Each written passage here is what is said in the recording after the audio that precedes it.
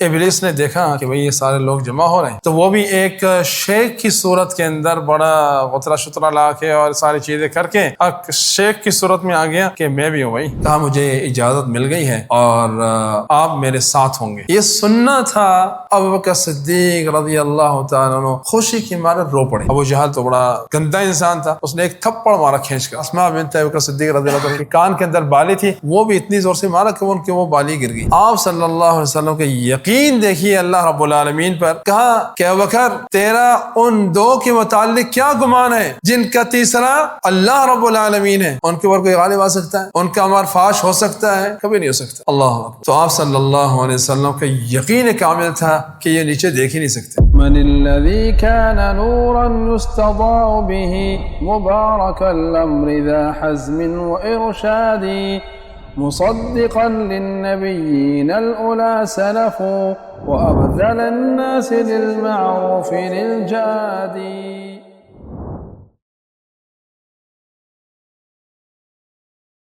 الحمد لله رب العالمين وصلى الله على نبينا محمد وعلى آله وصحبه وسلم تسليما كثيرا، أما بعد۔ یہ مبارک سلسلہ جو رسول اللہ صلی اللہ علیہ وسلم کی سیرت مبارکہ پر مشتمل ہے، آج انشاءاللہ تعالی آپ صلی اللہ علیہ وسلم کی ہجرت مبارکہ جو بڑا ہی اہم ترین مرحلہ ہے اس کا ذکر کیا جائے گا۔ امام ابن عبد العز رحمہ اللہ وہ فرماتے ہیں اپنی الارجوزہ المیہ کے اندر، من طيبة فبايعوا ثم هجر مكة يوم الاثنين من شهر صفر فجاء طيبة الرضا يقينا إذ كمل 53 في يوم الاثنين ودام فيها 10 سنين كملت نحكيها۔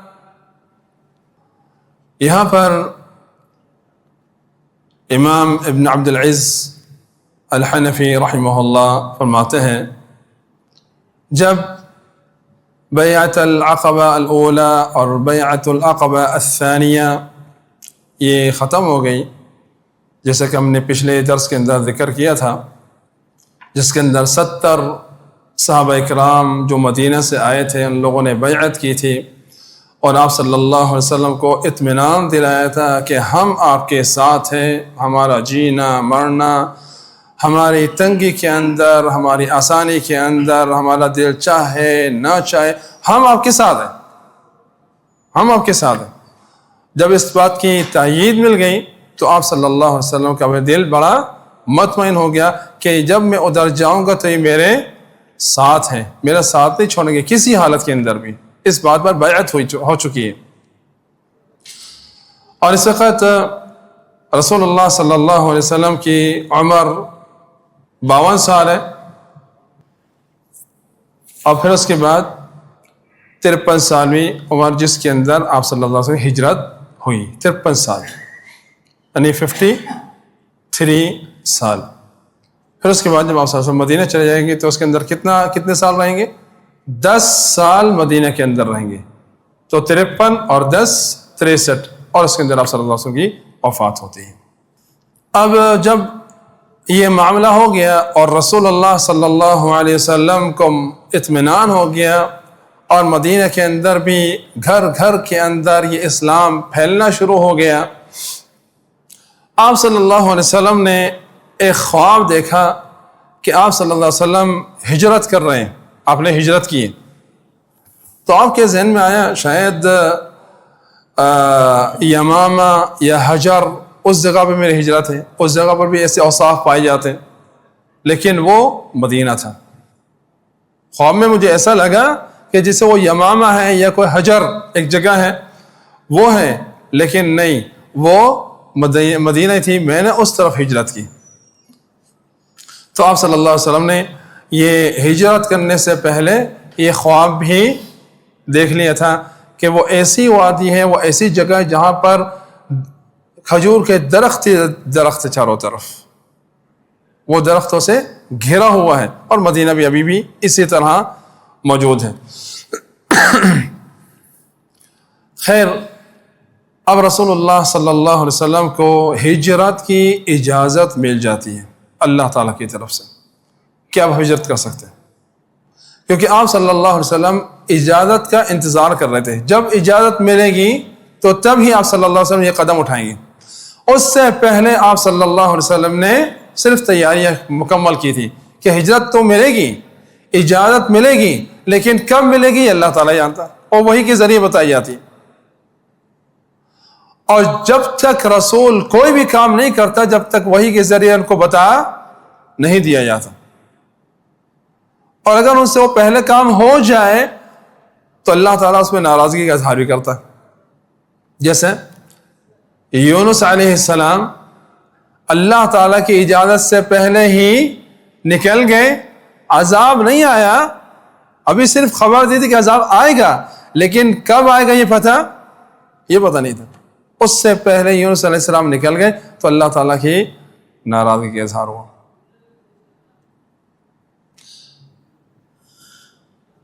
تو رسول کوئی بھی کام کرتا ہے وہی کے ذریعے کرتا ہے، اس کے بغیر کوئی کام نہیں ہوتا۔ تو اللہ رب العالمین نے رسول اللہ صلی اللہ علیہ وسلم کو اجازت دے دی کہ اب وہ ہجرت کی تیاری کریں، اب ہجرت کرنی ہے۔ اور ابوبکر صدیق رضی اللہ تعالیٰ عنہ نے پہلے ہی اجازت مانگی تھی کہ اللہ کے رسول میں بھی ہجرت کرنا چاہتا ہوں۔ یہ صحابہ اکرام سارے جا رہے ہیں کیونکہ آپ صلی اللہ علیہ وسلم نے ہجرت کی اجازت دے دی، جائیں اب سارے مدینہ جائیں، اب جائیں سارے، اب ایک ایک کر کے جس کو جیسے سہولت ملتی جاتی تھی وہ نکلتا جا رہا ہے، وہ نکلتا جا رہا ہے، وہ نکلتا جا رہا ہے۔ اب جب کفار قریش نے یہ دیکھا کہ بھئی یہ تو صحابہ ہر کوئی غائب ہو رہا ہے، ہر دن کوئی نہ کوئی بندہ غائب ہو رہا ہے، وہ آہستہ آہستہ لوگ جا رہے ہیں، ہجرت کر رہے ہیں، تو پھر کفار قریش نے جو آخری حربہ ہے وہ اپنی چالیں چلنا شروع کر دی کہ اب آپ صلی اللہ علیہ وسلم کو ختم کرنے کا موقع آ گیا، اب نہیں چھوڑیں گے، کیونکہ اگر یہ ادھر سے چلے گئے تو پھر اگر کہیں پر بھی گئے تو ان کا غلبہ ہو جائے گا اور وہ اپنی دھاک بٹھا دیں گی، اب نہیں چھوڑنا۔ سبحان اللہ، انہوں نے دار الندوہ کے اندر جو ان کی مجلس ہوتی ہے ندوہ کے اندر، وہاں پر انہوں نے مجلس کرنا شروع کی کہ ہم کس طرح آپ صلی اللہ علیہ وسلم کو ختم کریں گے، قتل کریں گے، خلاص، کیونکہ یہ تو سارے لوگ جا رہے ہیں اور آپ صلی اللہ علیہ وسلم بھی کسی اور بھی جا سکتے، اس سے پہلے کہ یہ کام ہو ہم اس یہ معاملے ختم کر دیتے۔ تو ان لوگوں نے دار الندوہ کی طرف اپنا ایک اجتماع کیا، سارے لوگ بیٹھے، ابلیس نے دیکھا کہ بھئی یہ سارے لوگ جمع ہو رہے ہیں، تو وہ بھی ایک شیخ کی صورت کے اندر بڑا غترہ شترہ لا کے اور ساری چیزیں کر کے شیخ کی صورت میں آ گیا کہ میں بھی ہوں، بھائی مجھے بھی لے لو، بھائی آپ کون ہو؟ میں بھی ایک نجد کا ایک بڑا شیخ ہوں، آ گیا، چلو آ جاؤ، میں بھی تمہارے کوئی مشورہ دے دوں گا، کوئی نہ کوئی ہو سکتا ہے مشورہ دے دوں تم لوگ۔ خیر سارے لوگ بیٹھ گئے، مشورہ کیا کہ کیا کرنا چاہیے، کس طرح آپ صلی اللہ علیہ وسلم کو ختم کرنا چاہیے۔ کہا کہ بھئی کسی نے کہا کہ بھئی آپ صلی اللہ علیہ وسلم کو جو ہے نا کسی طرح زنجیروں کے اندر جکڑ کے پھر ان کو جو ہے نا ختم کر دیا جائے، لباس ایسا پہنا دیا جائے جس طرح مجانین اور پاگلوں کو پہنایا جاتا تھا، تاکہ وہ اسی لباس کے اندر، لوہے کے لباس کے اندر ادھر ہی ختم ہو جائیں۔ بولا یہ صحیح نہیں رائے، یہ کوئی اچھی رائے نہیں ہے۔ کہا کہ ان کو جو ہے وہ آپ صلی اللہ علیہ وسلم کو قتل کر دیا جائے اسی طرح۔ کہا یہ بھی صحیح نہیں، اس طرح نہیں، میں تمہیں رائے دیتا ہوں۔ ابو جہل نے ایک رائے دی، کہا کہ ایسا کرتے ہیں کہ سارے لوگوں کے جو جتنے بھی قبیلے ہیں ان کے اندر سے ایک نوجوان چنا جائے اور بڑا طاقتور ہو، اپنے قبیلے کے اندر بڑی اہمیت رکھتا ہو، سب کو جمع کر کے پھر اس کے بعد سارے قبیلے ایک ساتھ ایک ہی حملے کے اندر آپ صلی اللہ علیہ وسلم ختم کر دیں۔ پھر کسی کی ہمت نہیں ہوگی کہ وہ بدلہ نہیں سکتے۔ کتنے قبیلوں سے بدلہ لیں گے؟ نہیں لے سکتے۔ تو اس طرح کرنا چاہیے۔ تو اس ابلیس نے، جو شیطان انسانی صورت میں آیا ہوا تھا، اس نے کہا یہ سب سے بہترین رائے، اس طرح کرو، آپ صلی اللہ علیہ وسلم ختم کرنا ہے تو اس طرح کرو، ورنہ تم اس طرح ختم نہیں کر سکتے، وہ اپنا بدلہ لے سکتے۔ خیر، تو اس طرح یہ سلسلہ ہوا، اور ان لوگوں نے اس بات پر اتفاق کر لیا کہ رسول اللہ صلی اللہ علیہ وسلم کو اس طرح ختم کر دینا ہے، اس طرح قتل کر دینا ہے۔ جبریل علیہ السلام نے اللہ رب العالمین کا پیغام پہنچایا اور خبر کر دی کہ یہ لوگ آپ کے خلاف مکر کر رہے ہیں، آپ کے خلاف چال کر رہے ہیں۔ وَإِذْ يَمْكُرُ بِكَ الَّذِينَ كَفَرُوا لِيُثْبِتُوكَ أَوْ يَقْتُلُوكَ أَوْ يُخْرِجُوكَ وَيَمْكُرُونَ وَيَمْكُرُ اللَّهُ وَاللَّهُ خَيْرُ الْمَاكِرِينَ، کہ یہ آپ کے خلاف چالیں چل رہے ہیں، یا تو آپ کو باندھ کر ڈال دیں، یا آپ کو قتل کر دیں، یا آپ کو اس جگہ سے ہی نکال دیں۔ وَيَمْكُرُونَ، وہ اپنی چالیں چل رہے تھے، وَيَمْكُرُ اللَّهُ، اور اللہ تعالیٰ اپنی چالیں چل رہا تھا، واللہ خیر الماکرین، اور اللہ رب العالمین بہترین چال چلنے والا ہے۔ سبحان اللہ، یہ لوگ اپنی تیاری کر رہے ہیں کہ کس طرح آپ صلی اللہ علیہ وسلم کو ختم کیا جائے گا، ہر کوئی اپنا اسلحہ ساری تیاری کر کے، اور رات کا ٹائم ہے اور وہ لوگ اپنی تیاری کے اندر بیٹھ گئے کہ آپ صلی اللہ علیہ وسلم رات کو جو ہے نا آپ صلی اللہ علیہ وسلم پر ہجوم کر دیا جائے گا، ختم کر دیں گے، خلاص۔ اس سے پہلے ابوبکر صدیق رضی اللہ تعالیٰ عنہ وہ اپنی پوری تیاری کر چکے تھے ہجرت کے لیے، اور آپ نے اپنی اونٹنیاں، جو 2 اونٹنیاں تھیں جس کے بعد ابوبکر صدیق رضی اللہ تعالیٰ نے سفر کرنا تھا اور رسول اللہ صلی اللہ علیہ وسلم نے سفر کرنا تھا، یہ خرید کر پہلے سے تیار کر کے 6 مہینے پہلے سے آپ نے تیار کر کے رکھ لی تھی، جب بھی موقع ملے گا ہم نے اس کے اوپر ہی سفر کر کے ہجرت کرنی ہے۔ سبحان اللہ، دیکھیے پہلے سے ہی خطہ انسان کے پاس ہونا چاہیے، پروگرام پہلے سے ہونا چاہیے، کہ تاکہ جب بھی معاملہ آئے گا تو پھر انسان وہ کام آسانی کے ساتھ کر سکتا ہے۔ تو خیر، اور رسول اللہ صلی اللہ علیہ وسلم نے عبداللہ بن اریقط، یہ ایک کافر تھا اور ابھی تک کافر ہے، لیکن سبحان اللہ، کیونکہ کافر اپنے کفر پر تو ہوتا ہے لیکن سارے برابر نہیں ہوتے، کچھ امانت دار بھی ہوتے ہیں اور اپنے عہد پر قائم رہتے ہیں۔ تو آپ صلی اللہ علیہ وسلم نے عبداللہ بن اریقط سے معاملہ طے کر لیا اور کچھ اس کے پیسے بھی دینے تھے تاکہ وہ ہمیں مدینے تک پہنچا دے۔ اور یہ عبداللہ بن اریقط ایسا بندہ تھا کہ جس کو جیسا کہتے ہیں نا گائیڈز کرنے والا، پورے نقشے کو جاننے والا، پورے پہاڑوں کے اونچ نیچ کو جاننے والا، جو تنگ ترین راستے ہیں وہ کہاں سے کہاں نکلتے ہیں یہ اچھی طرح جانتا تھا۔ خرید کہتے ہیں اس کو، عربی کے اندر خرید کہتے ہیں، یعنی وہ بندہ جو نقشوں کو اچھی طرح جانتا ہے، کہاں سے کہاں راستہ نکل رہا ہے۔ آپ صلی اللہ علیہ وسلم نے اس سے بات کری اور اس سے ایگریمنٹ کر کے اس کو ٹائم دے دیا کہ فلاں دن فلاں جگہ پر ہم آپ کو ملیں گے، وہاں سے ہم نے یہ ہجرت کا معاملہ شروع کرنا ہے۔ آپ صلی اللہ علیہ وسلم نے ابوبکر صدیق رضی اللہ تعالیٰ گھر کی پہلے سے ہی تیاری شروع کر دی تھی، کبھی صبح جا رہے ہیں، کبھی شام جا رہے ہیں، کبھی صبح جا رہے ہیں، کبھی شام جا رہے ہیں، تاکہ جب آپ صلی اللہ علیہ وسلم کو جب موقع ملے گا، جب نکلنے کا موقع ملے گا، تو اس وقت کسی کو یہ محسوس نہ ہو کہ کس لیے آپ صلی اللہ علیہ وسلم گئے۔ سبحان اللہ، دیکھیے کتنا حساس معاملہ ہے۔ اور جس دن رسول اللہ صلی اللہ علیہ وسلم کو جانا تھا یا نکلنا تھا، ظہر کے وقت تقریباً، زوال کے ٹائم تقریباً، آپ صلی اللہ علیہ وسلم ابوبکر صدیق رضی اللہ تعالیٰ کے گھر کے اندر آتے ہیں اور ڈھاٹا باندھا ہوا ہے، ڈھاٹا باندھا ہوا ہے، کسی کو تک یہ محسوس نہ ہو۔ آپ صلی اللہ علیہ وسلم گئے اور جلدی سے کہا کہ اخرج من عندک، گھر میں جو بھی ہیں ان کو گھر سے باہر نکال دے گا۔ اللہ کا رسول، صرف آپ کے وہ اسماء بنت ابوبکر ہے، یعنی میری بیٹی اور آپ کی اہلیہ، جو ابھی نکاح ہو چکا تھا، عائشہ رضی اللہ تعالیٰ عنہ سے نکاح ہو چکا تھا، آپ کی گھر والی ہے. تو کہا ٹھیک ہے. کہا مجھے اجازت مل گئی ہے اور الصحبہ، اور آپ میرے ساتھ ہوں گے. یہ سننا تھا. سبحان اللہ.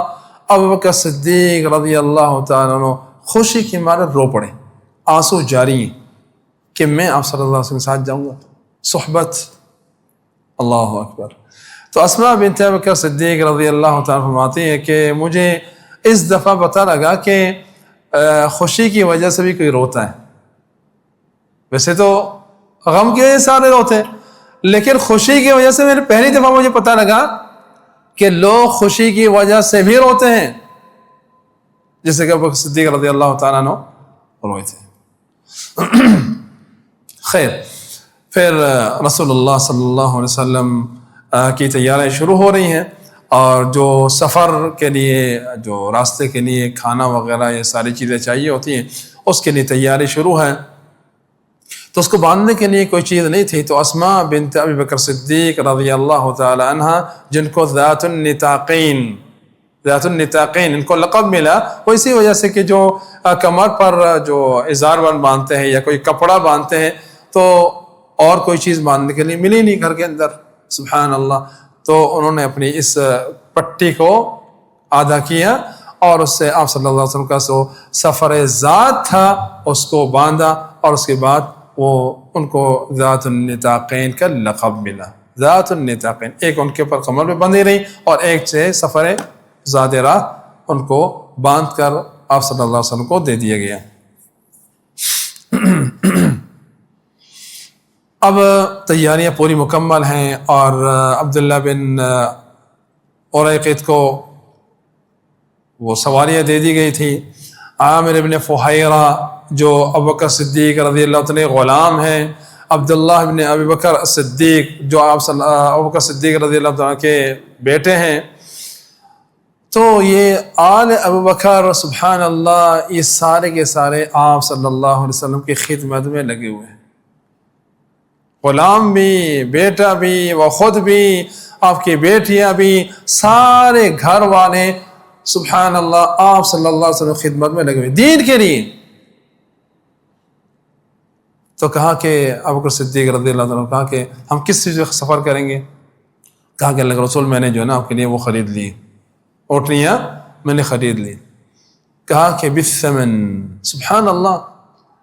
آپ صلی اللہ علیہ وسلم اس وقت اس حساس مرحلے کے اندر بھی آپ نے کہا نہیں، میں ایسے نہیں لوں گا، یہ میں خرید کر لوں گا آپ سے. سبحان اللہ.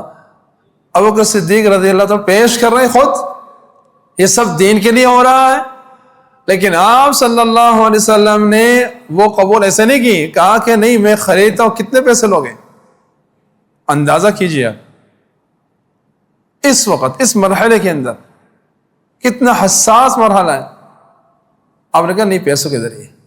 کہا اتنے پیسے، خلاص. اللہ اکبر. رسول اللہ، ابو بکر صدیق، پیسوں کا معاملہ ہے. اللہ تعالی ہم سب کے معاملات اچھے فرمائے. تو خیر، اب یہاں پر پوری تیاری مکمل ہے. جگہ بتا دی گئی تھی کہ غار ثور، وہ جگہ آپ لوگ گئے ہوں گے غار ثور کے اندر، وہ بہت پہاڑی، بہت اونچی جگہ پر ہے. غار ثور کا موعد ہو گیا کہ وہاں پر جا کر ملیں گے، اور 3 دن کے بعد، صحیح 3 دن کے بعد یہ آپ صلی اللہ علیہ وسلم وہاں پر ملاقات ہوگی. عبداللہ بن اریقط بتا دیا گیا. آپ صلی اللہ علیہ وسلم رات کو کہا کہ علی رضی اللہ عنہ سے کہا کہ تم نے ادھر مکے کے اندر ہی رہنا ہے، اور ادھر رکھے جو آپ صلی اللہ علیہ وسلم کے پاس امانتیں تھیں لوگوں کی، اور لوگ رکھوایا کرتے تھے، تو آپ نے علی رضی اللہ عنہ کو پکڑا دی اور اس کو سپرد کر دیا. کہا کہ جب میں چلا جاؤں گا یہاں سے تو لوگوں کی امانتیں آپ نے ان تک پہنچا دینی ہیں، اور آپ نے میری جگہ پر، میرے بستر پر سونا ہے. علی رضی اللہ تعالیٰ آپ صلی اللہ علیہ وسلم کے بستر پر سوئے. آپ صلی اللہ علیہ وسلم رات کو نکل گئے. ابھی چاروں طرف آپ صلی اللہ علیہ وسلم کے گھر کو گھیرا ہوا ہے، مشرکین نے، کوئی نکل نہیں سکتا. آپ صلی اللہ علیہ وسلم نکل نہیں سکتے تھے کیونکہ چاروں طرف سے رات کو ان لوگوں نے گھیر چکے، اب کوئی نہیں نکل سکتا۔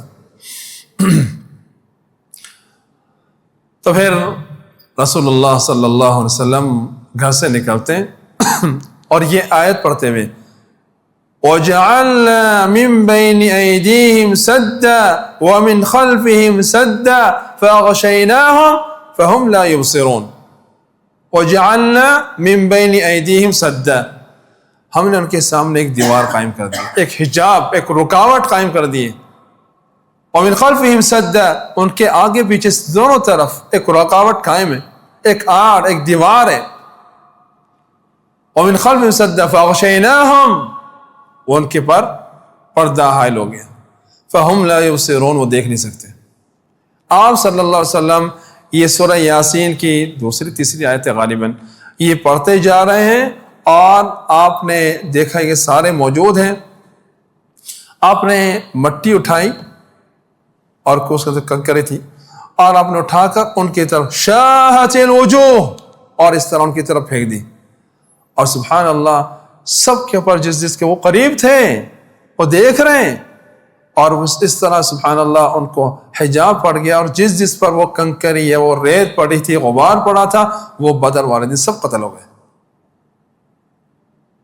آپ ان کے سامنے نکل گئے، وہ نہیں دیکھ پائے، دیکھ ہی نہیں پائے۔ شاہت الوجوہ، اس کو کہتے ہیں یقین۔ وہ سامنے موجود ہے، گھیراؤ موجود ہے چاروں طرف سے، کوئی نکل نہیں سکتا، لیکن اللہ تعالیٰ پر اتنا یقین ہے رسول اللہ صلی اللہ علیہ وسلم کا کہ سامنے ان کے نکلتے جا رہے ہیں، اور ان کے اوپر مٹی ماری اور وہ نکلتے چلے جا رہے ہیں۔ وَجَعَلْنَا مِن بَيْنِ أَيْدِيهِمْ سَدًّا وَمِنْ خَلْفِهِمْ سَدًّا فَأَغْشَيْنَاهُمْ فَهُمْ لَا يُبْصِرُونَ۔ اور اس لیے اہل علم فقہ فرماتے ہیں کہ جب بھی کوئی کسی جگہ ایسی جگہ پر کفار کے اور دشمنوں کے معاملے پھنس جائے تو اسے چاہیے کہ وہ یہ آیت پڑھے۔ اور ایک اور آیت ہے وَإِذَا قَرَأْتَ الْقُرْآنَ جَعَلْنَا بَيْنَكَ وَبَيْنَ الَّذِينَ لَا يُؤْمِنُونَ بِالْآخِرَةِ حِجَابًا مَسْتُورًا، یہ آیت بھی پڑھ لیں۔ امام قرطبی رحمہ اللہ کہتے ہیں، اپنی تفسیر قرطبی کے اندر لکھتے ہیں کہ جب جہاد کا معاملہ تھا اس وقت کفار اپنے ہر جگہ پر پھیلے ہوئے تھے۔ اب میں ایسی جگہ پر پھنس گیا تھا کہ جہاں پر مجھے ہر جگہ پر دیکھا جا سکتا تھا، لیکن میں یہ آیت پڑھنا شروع کری، وہ مجھے ڈھونڈ رہے ہیں اور میں ان کے سامنے ہوں اور کوئی رکاوٹ نہیں ہے، وہ مجھے نہیں دیکھ رہے، میں آیت پڑھتا جا رہا ہوں۔ یہ تینوں آیتیں میں پڑھتے جا رہا تھا۔ اللہ اکبر۔ تو یقین کے ساتھ انسان پڑھے گا، اللہ رب العالمین دشمنوں سے محفوظ کر دے گا۔ تو خیر آپ صلی اللہ علیہ وسلم کے سامنے سے نکل گئے، اور وہ صبح تک انتظار کرتے کرتے بیٹھے ہوئے کہ آپ صلی اللہ علیہ وسلم نکلیں گے تو ہم ایک ساتھ دھاوا بول کے ختم کر دیں گے، لیکن وہ وقت کہاں آنا تھا۔ اور اللہ تعالیٰ کی تدبیریں الگ ہیں، اللہ کی چالیں الگ ہیں، ان کی چالیں الگ ہیں۔ آپ صلی اللہ علیہ وسلم غار ثور کی طرف پہنچ گئے، وہاں پر 3 دن تک آپ صلی اللہ علیہ وسلم وہاں پر رہے۔ کیوں؟ کیا حکمت تھی؟ اس لیے کہ تاکہ جیسے ہی کفار قریش کو پتہ رہے گا بھائی محمد صلی اللہ علیہ وسلم تو ہے ہی نہیں، وہ کہاں چلے گئے، تو وہ ظاہر ہے کہ وہ چاروں طرف لوگوں کو پھیلا دیں گے کہ ڈھونڈ کے لے کر آؤ۔ تو آپ صلی اللہ علیہ وسلم 3 دن تک غار ثور کے اندر اس جگہ پر رہے، چھپ کر رہے۔ ان 3 دنوں کے اندر کیا کھانا تھا، کیا پینا تھا؟ اب عامر بن فہیرہ جو ابوبکر صدیق رضی اللہ تعالیٰ غلام ہیں، وہ بکریاں چرایا کرتے تھے، تو وہ رات کے ٹائم نکل جایا کرتے تھے، اور تاکہ آپ صلی اللہ علیہ وسلم کو دودھ وغیرہ یہ ساری چیزیں ان کو پلائیں۔ اور عبداللہ ابن ابوبکر صدیق رضی اللہ تعالیٰ، جو ابوبکر صدیق رضی اللہ تعالیٰ بیٹے ہیں، وہ دن میں مکہ کے اندر رہا کرتے تھے، اور ساری خبریں جو معاملات چل رہے وہ خبریں لے کر اور رات کو ادھر پہنچ جایا کرتے تھے۔ پھر وہ صبح فجر ہونے سے پہلے مکہ کے اندر داخل ہو جایا کرتے تھے، تاکہ پتہ نہ لگے کہ کوئی ادھر سے ادھر گیا ہے. اور آپ کو پتہ ہے کہ کفار قریش اس کے اندر بڑی مہارت رکھتے ہیں کہ بندے کو پہچان جاتے کہ یہاں سے کون بندہ چلا ہے، اس کے قدم سے پہچان جاتے، اتنی مہارت رکھتے تھے وہ لوگ. تو اسی لیے عامر ابن فہیرہ جب بکریاں چرایا کرتے تھے تو اس جگہ پر چرایا کرتے تھے جہاں پر عبداللہ ابن ابو بکر صدیق جایا کرتے تھے، اس راستے پر لے جائے تاکہ وہ ان کے جو آثار ہیں چلنے کے مٹ جائیں، پتہ نہ لگے. آپ صلی اللہ علیہ وسلم ابھی غار ثور کے اندر ہیں، چھپے ہوئے ہیں، اور جہاں پر یہ خبر پھیل چکی ہے. اور بھائی کہاں ہیں؟ سبحان اللہ، ہم تو رات سے بیٹھے ہوئے اور ہم نے خود دیکھا کہ آپ صلی اللہ علیہ وسلم گھر کے اندر ہیں، کہاں گئے؟ اسماء بنت ابو بکر صدیق رضی اللہ عنہ پوچھا کہ بھائی کہاں ہے؟ ابو جہل تو بڑا گندا انسان تھا، اس نے ایک تھپڑ مارا کھینچ کر. اسماء بنت ابو بکر صدیق رضی اللہ عنہ جو ان کے کان کے اندر بالی تھی وہ بھی اتنی زور سے مارا کہ ان کی وہ بالی گر گئی. تو خیر علی رضی اللہ تعالیٰ کو بھی خوب زود و کوب کیا اور پوچھا، لیکن علی رضی اللہ تعالیٰ کہاں بتانے والے. اب یہ خبر آگ کی طرح مکہ کے اندر پھیل گئی کہ محمد صلی اللہ علیہ وسلم یہاں سے نکل چکے. اب وہ راستے میں ہی ہے، کہاں جائیں گے اتنی دور، تو اب جانے سے رہے. اب یہ خبر پھیل گئی، ہر جگہ پر پھیلا دے گا بھائی جو بندہ مردہ یا زندہ پکڑ کر لے کر آئے گا یا مار کر لے کر آئے گا ہم سے 100 اونٹ دیں گے، 100 اونٹ انعام کے اندر دیں گے، اس کا انعام ہے. اللہ اکبر. سارے لوگ نکل گئے، بھائی سب کچھ چاہیے نا، 100 اونٹ مل رہے، سارے لوگ دیکھنے نکل گئے. تو کسی بندے نے بتایا، کفار قریش کو بتا رہا تھا اس مجلس کے اندر کہ ہاں میں نے جو ہے نا فلاں اس کو دیکھا کہ وہ ساحل کی طرف، یعنی جب 3 دن گزر گئے تھے نا تب وہ اس نے دیکھ لیا تھا. اس نے کہا کہ میں نے دیکھا تھا کہ 3 بندے جا رہے ہیں، وہ محمد صلی اللہ علیہ وسلم ہی اور وہ فلاں فلاں ہیں. تو سراقہ ابن مالک ابن جعشم، چونکہ یہ ابھی کافر ہی تھے، لیکن انہوں نے اس آدمی سے کہا، اس کو تھوڑا سا اشارہ کیا کہ نہیں بتاؤ، وہ کہ کوئی اور ہی تھا. تو کیونکہ وہ یہ چاہتے تھے کہ میں یہ 100 اونٹ جو ہے نا میرے حصے میں، اور وہ بڑے فارس تھے، بہت بڑے گھوڑ سوار تھے اور بڑی تیزی کے ساتھ جایا کرتے تھے، ان راستے ان کو ساری چیزیں پتہ تھی. خیر انہوں نے اس کی طرف اشارہ کیا اور ان کے سارے کفار قریش کا جو ہے ذہن ادھر بدل دیا. یہ خود ادھر چلے گئے کہ وہ ساحل سے جو سمندر کی جو راستہ ہے جس کی طرف کسی کا ذہن نہیں جا سکتا تھا کہ وہ اتنا دور سے جائیں گے، ایسا تو نہیں ہو سکتا. بندہ جاتا ہے تو وہ راستہ اختیار کرتا ہے کہ جلدی جلدی اپنی جگہ پر پہنچ جائے. لیکن آپ صلی اللہ علیہ وسلم نے یا عبداللہ بن عریقط نے وہ راستہ اختیار کیا کہ جو ان کے بالکل عکس تھا، اس کی طرف ذہن میں جا ہی نہیں سکتا تھا کہ یہ. اور امام ابن کثیر رحمہ اللہ فرماتے ہیں کہ آپ صلی اللہ علیہ وسلم کی جو ہجرت کی جو دن تھے، یعنی کتنے، عام طور پر 10 دن لگا کرتے تھے، 8 سے 10 دن مکہ سے مدینہ، مدینہ سے مکہ 8 سے 10 دن لگا کرتے تھے. لیکن آپ صلی اللہ علیہ وسلم کی اس ہجرت کے سفر میں 15 دن لگے. کتنے دن لگے؟ 15 دن. اللہ اکبر. کیونکہ وہ سفر لمبا تھا اور 3 دن یہاں پر بھی گزار لیے تھے غار ثور کے اندر.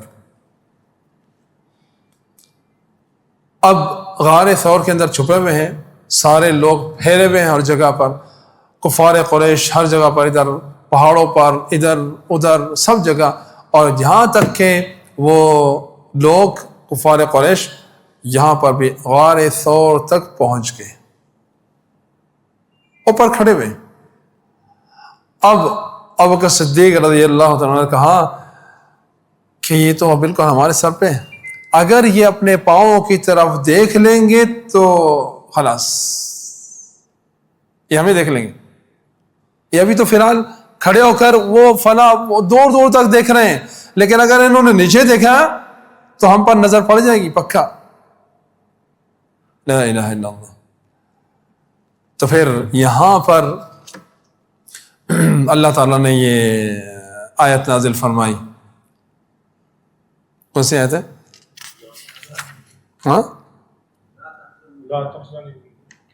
جی جی، لا تحزن ان اللہ معنا.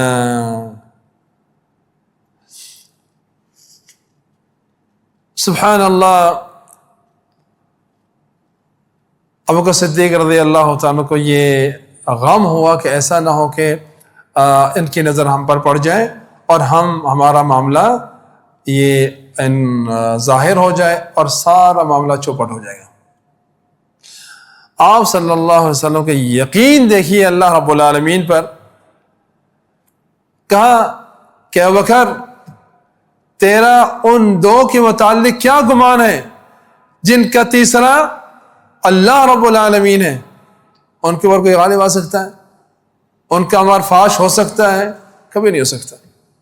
اللہ اکبر. تو آپ صلی اللہ علیہ وسلم کا یقین کامل تھا کہ یہ نیچے دیکھ ہی نہیں سکتے، ان کے سامنے ہی ہیں. سبحان اللہ، ان کے سامنے موجود ہیں، لیکن وہ نیچے دیکھیں گے تو نظر آ جائیں گے، وہ دیکھنے کا موقع ہی نہیں ملا ان کو. لا الہ الا اللہ. اور جتنے بھی یہ روایت ہے کہ وہاں پر مکڑی نے جالا بن دیا تھا، یا وہاں پر کبوتر نے انڈے دے دیے تھے، یا مختلف انداز کی اس طرح کی روایتیں ملتی ہیں، وہ روایتیں سند کے لحاظ سے ثابت نہیں ہیں. تو اس طرح کی یہ روایتیں بیان کی جاتی ہیں سیرت کے اندر، لیکن یہ حقیقتاً اسانید کے لحاظ سے ثابت نہیں ہیں. خیر، آپ صلی اللہ علیہ وسلم نے 3 دن یہاں پر گزار کے اب یہاں سے نکل گئے. یہاں سے اب ہجرت کا سلسلہ شروع ہوتا ہے. اب راستے میں کیا کیا معاملات آتے ہیں، کن کن جگہوں سے آپ صلی اللہ علیہ وسلم گزرتے ہیں، کیا کیا واقعات پیش آتے ہیں، کیونکہ 15 دن کا سفر ہے بھائی، 15 دن کا سفر ہے. تو اس کے اندر بھی بہت سارے واقعات پیش آئے جو انشاءاللہ تعالی اگلی دفعہ ذکر کیے جائیں گے کہ آپ صلی اللہ علیہ وسلم غار ثور سے لے کر مدینے کے پہنچنے تک کون کون سے واقعات آپ صلی اللہ علیہ وسلم کے اس سفر کے اندر پیش آئے. اللہ تعالیٰ سے دعا کہ اللہ رب العالمین اپنی رحمت سے ہم سب پر رحم فرمائے، ہمیں رسول اللہ صلی اللہ علیہ وسلم کی سیرت مبارکہ پڑھنے کی اور اس کو سمجھنے کی اور اس کے مطابق عمل کرنے کی توفیق عطا فرمائے. وصلی اللہ علیہ نبینا محمد وعلی آلہ وصحبہ وسلم.